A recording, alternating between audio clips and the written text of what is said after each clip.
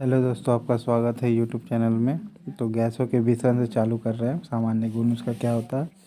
निश्चित ताप पर किसी गैस के दिए हुए द्रव्यमान का दाब उसके आयतन के प्रतिलोमानुपाती होता है। यह नियम किसका है? तो बॉयल का नियम है। निश्चित टेम्परेचर एक रहेगा तो किसी गैस के दिए हुए मास का प्रेशर यानी द्रव्यमान का जो दाब होगा, द्रव्यमान का दाब उसके आयतन के लोमानुपाती होती है। ये किसका नियम है? बॉयल का नियम है। इसका देखिए, समझिए कैसे है। यानी pressure inversely proportional to volume होगा। ये किसका फार्मूला है? तो बॉयल का नियम का है। ओके। अब दिए हुए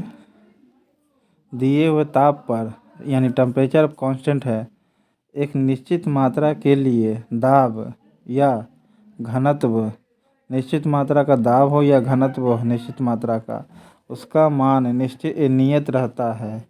यह निष्कर्ष किस नियम से निकलता है? तो चार्ल्स के नियम से निकलता है या बॉयल के नियम से निकलता है? तो बॉयल के नियम से ही निकलता है। दिए हुए ताप पर गैस की निश्चित मात्रा के लिए प्रेशर, गैस की निश्चित मात्रा के लिए प्रेशर या डेंसिटी का मान नियत रहेगा यानी कांस्टेंट रहेगा। यह किसने बताया था? बॉयल के नियम से बताया था। स्थिर ताप पर किसी गैस का आयतन कम करने पर उसका दाब क्या होता है? अगर स्थिर टेम्परेचर यानी कांस्टेंट टेम्परेचर है तो गैस का आयतन कम करने पर प्रेशर क्या होती है? तो बढ़ जाती है। प्रेशर क्या होगी? गैस का आयतन कम करेंगे तो उसका प्रेशर क्या होगी? बढ़ जाएगी। गैस का आयतन कम करेंगे तो क्या होगा? उसका प्रेशर बढ़ जाता है। स्थिर दाब पर गैस का आयतन परम ताप के समानुपात होता है। यह क्या कहलाता है?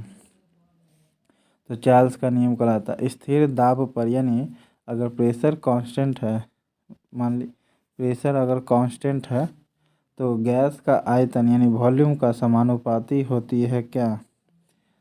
गैस का आयतन परम ताप के समानुपाती होती है।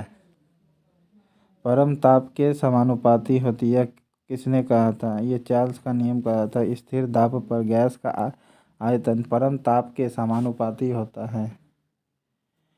स्थिर दाब पर चार्ल्स का नियम कहलाता है। सामान्य ताप और दाब पर गैसों के समान आयतनों में अणुओं की संख्या समान होती है। यह एवोगाद्रो की परिकल्पना है। सामान्य ताप पर और प्रेशर पर गैसों के जो आयतन में अणु है उसकी संख्या समान रहेगी। ओके, तो ये एवोगाद्रो का परिकल्पना है। ओके। स्थिर ताप पर यानी टेम्परेचर कांस्टेंट रखते हैं तो किसी गैस का दाब 3 गुना कर देने पर उसका आयतन कितना हो जाएगा? उसका आयतन कितना गुना हो जाएगा? तो 1/3 हो जाएगा। कितना हो जाएगा? 1/3 हो जाएगी। फिर से, स्थिर ताप पर किसी गैस का दाब 3 गुना करने पर प्रेशर अगर गैस का 3 गुना कर देते हैं तो आयतन क्या हो गया? 1/3 हो जाएगी। एनटीपी पर नेक्स्ट क्वेश्चन है। एनटीपी पर 22 ग्राम कार्बन डाइऑक्साइड का आयतन कितना होगा? 22.4 लीटर होगा। ओके, एनटीपी पर 22 ग्राम कार्बन डाइऑक्साइड का आयतन कितना होगा? 22.4 लीटर होगा। गैसों के विसरण का नियम किसने प्रतिपादित किया था? गैस जो विसरण होता है किसने बताया था? ग्राहम ने बताया था। गैसों के विसरण नियम ग्राहम ने बताया था। ओके। एक गैस के विसरण की दर क्या होती है? एक गैस के विसरण की दर क्या होगी? अणुभार के वर्गमूल के व्युत्क्रमानुपाती होगी यानी उल्टा होगा। अणुभार के वर्गमूल के व्युत्क्रमानुपाती होगी। ओके। निश्चित ताप और दाब पर विभिन्न गैसों के विसरण के अपेक्षित घनत्व के वर्गमूल के विपरीत अनुपात में होते हैं। यह नियम क्या है? तो ये नियम कहलाएंगे आपका ग्राहम का नियम। क्या कहता है? निश्चित ताप और दाब पर टेम्परेचर और प्रेशर दोनों कांस्टेंट रखते हैं। विभिन्न गैसों के फैलने का अपेक्षित घनत्व के वर्गमूल के विपरीत अनुपात में होते हैं। यह नियम ग्राहम का नियम होता है। घनत्व के वर्गमूल के विपरीत अनुपात में होते हैं। विपरीत अनुपात में हो घनत्व के वर्गमूल के विपरीत अनुपात में ग्राहम ने बताया था फैलने का। ओके।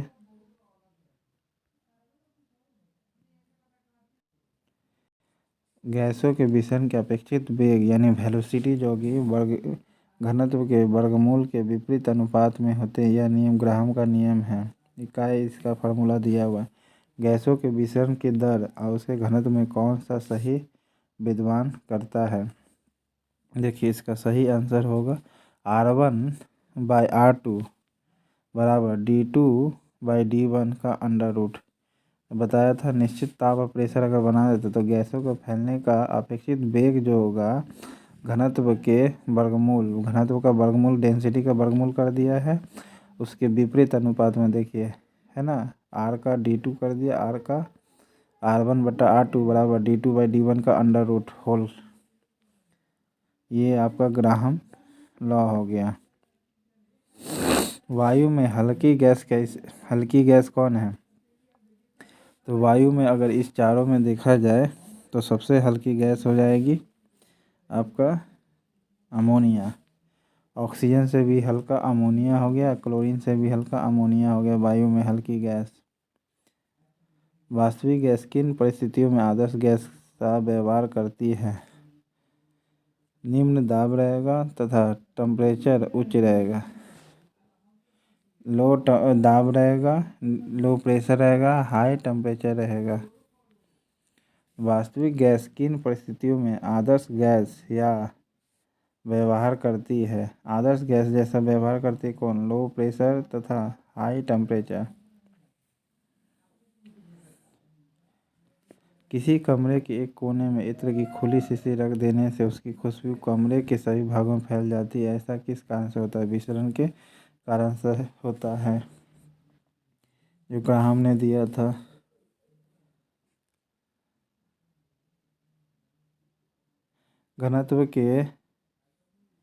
घनत्वों में अंतर रहते हुए भी गैसों के पृथ्वी के गुरुत्वाकर्षण के बल के विरुद्ध परस्पर व घुल मिल जाते हैं। इसकी स्वाभाविक प्रक्रिया को क्या कहते हैं। गैसों के विसरण कहते हैं। क्या कहते हैं, गैसों के विसरण। ओके। एक गैस का वाष्प घनत्व 14 है, उसका अनुभार कितना होगा। तो 28 होगी। अनुभार कितना, एक गैस का वाष्प घनत्व 14 है तो अनुभार कितना होगी, 28 होगी। किसी गैस का अनुभार उसके वाष्प घनत्व का कितना गुना होता है, 2 गुना होता है। किसी गैस का अनुभार उसके वाष्प घनत्व का कितना गुना होता है, 2 गुना होता है। अनुभार दुगुना हो किसका, वाष्प घनत्व का। गैसों के विसरण नियम का उपयोग होता है कहाँ। गैसों के विसरण नियम का उपयोग कहाँ होता है। समस्थानिकों को अलग करने में होता है। गैसों के वाष्प घनत्व के निर्धारण में भी यूज होता है। और गैसों के मिश्रण को अलग अलग करने में भी होता है। ये गैसों के नियम का यूज होता है। बोलेगा गैसों के विसरण नियम का यूज कहाँ कहाँ करते हैं।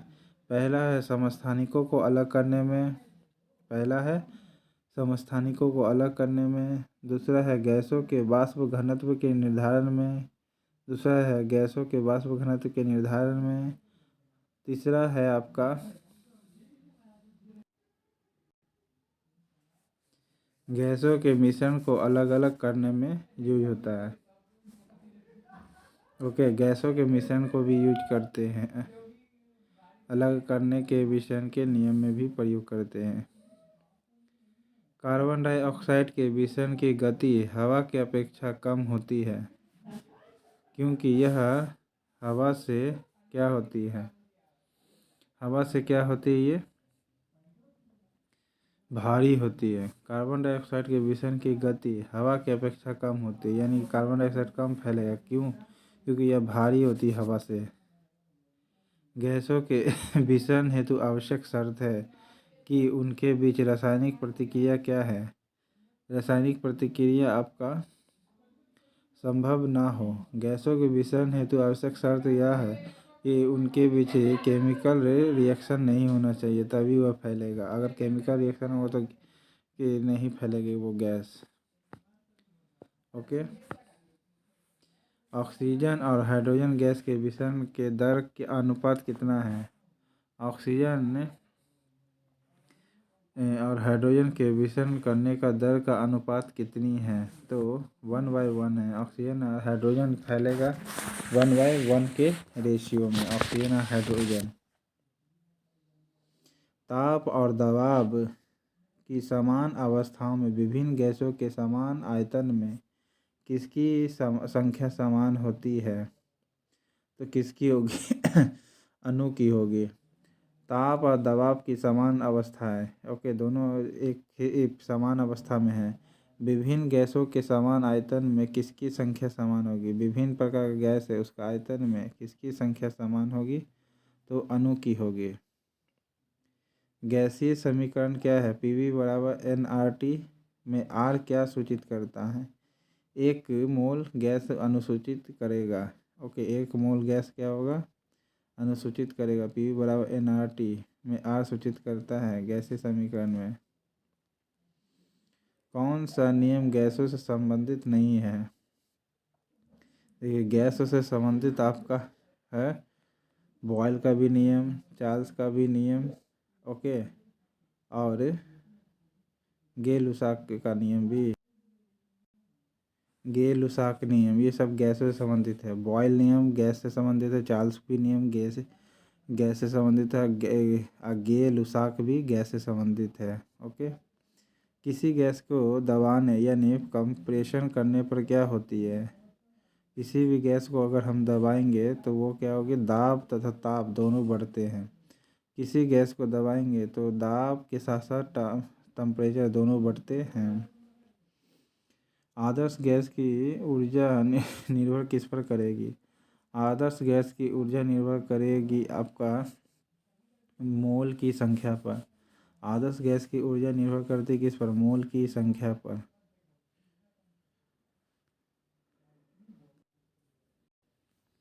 सभी गैस से शून्य आयतन प्राप्त करते हैं जब तापक्रम कितनी होती है?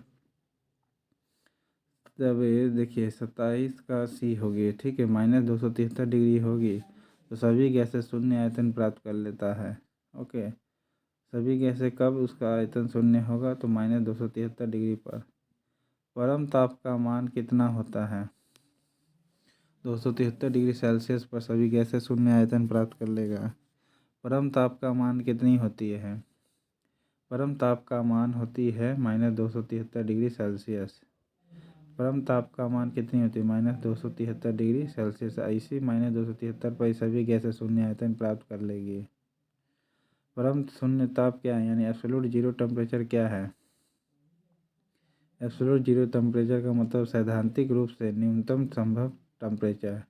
सैद्धांतिक रूप से न्यूनतम संभव टेम्परेचर -273 डिग्री जिसे कहेंगे, ये एब्सोल्यूट जीरो टेम्परेचर कहलाएगी।